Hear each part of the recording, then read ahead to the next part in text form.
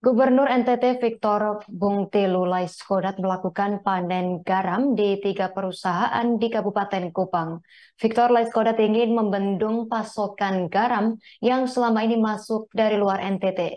Lebih lengkapnya terkait informasi ini kita telah tersambung dengan rekan Irfan Hoy, wartawan Pos Kupang.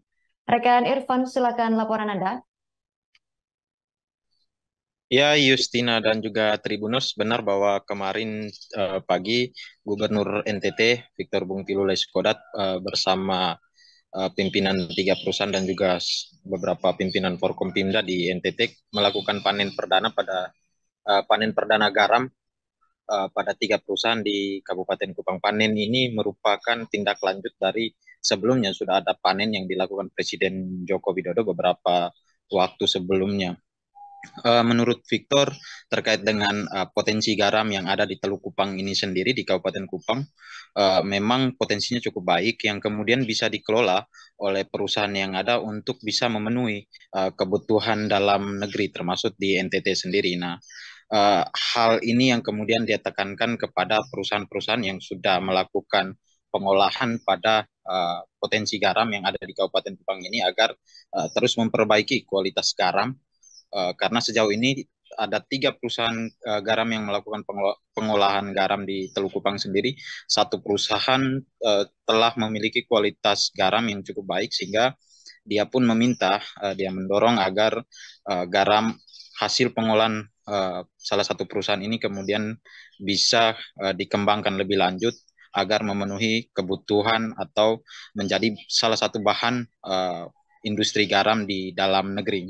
Karena menurut dia selama ini khususnya di NTT sendiri sekalipun sudah ada potensi garam yang cukup baik di NTT tetapi banyak perusahaan masih memasok garam dari luar NTT. Hal ini yang membuat dia kemudian meminta untuk perusahaan-perusahaan yang ada bisa bekerja lebih maksimal dan ditargetkan pada tahun 2030 kebutuhan untuk industri garam di Nusa Tenggara Timur bisa terpenuhi termasuk juga untuk konsumsi. Nah, dia juga kemarin menyebutkan kalau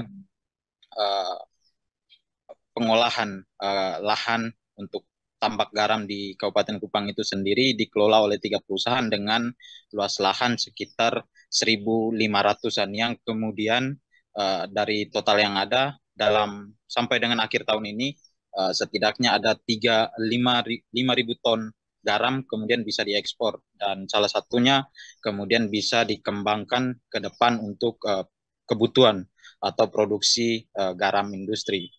Nah, sementara itu dari pihak perusahaan sendiri menyebutkan memang beberapa tahun terakhir mereka mengalami kendala yang cukup berat karena adanya badai seroja beberapa waktu lalu yang melanda NTT, kemudian badai La Nina setidaknya ada 3 kali yang menghantam NTT. Hal ini yang kemudian menyebabkan proses produksi garam di Teluk Kupang sendiri menjadi sedikit terhambat. Tapi mereka optimis bahwa ke depan sesuai dengan target Gubernur NTT sendiri, ke depan mereka bisa memenuhi pasokan atau stok garam untuk kebutuhan konsumsi dan juga kebutuhan industri. Demikian Justina.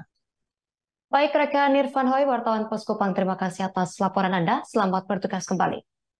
Berikut kami tampilkan wawancara wartawan lapangan kami bersama Victor Bungtilu Laiskodat, Gubernur NTT.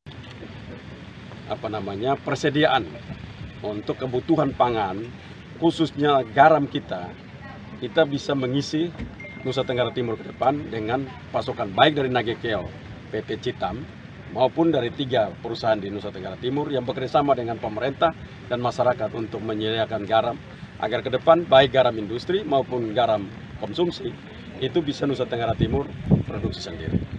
Kita tahu bahwa ada Citam di Nagekeo, nanti juga ada pabrik industri juga di sini yang akan dibangun. Kita harapkan ini 2 dan ke depan kita ada tambah untuk. Terima kasih sudah nonton.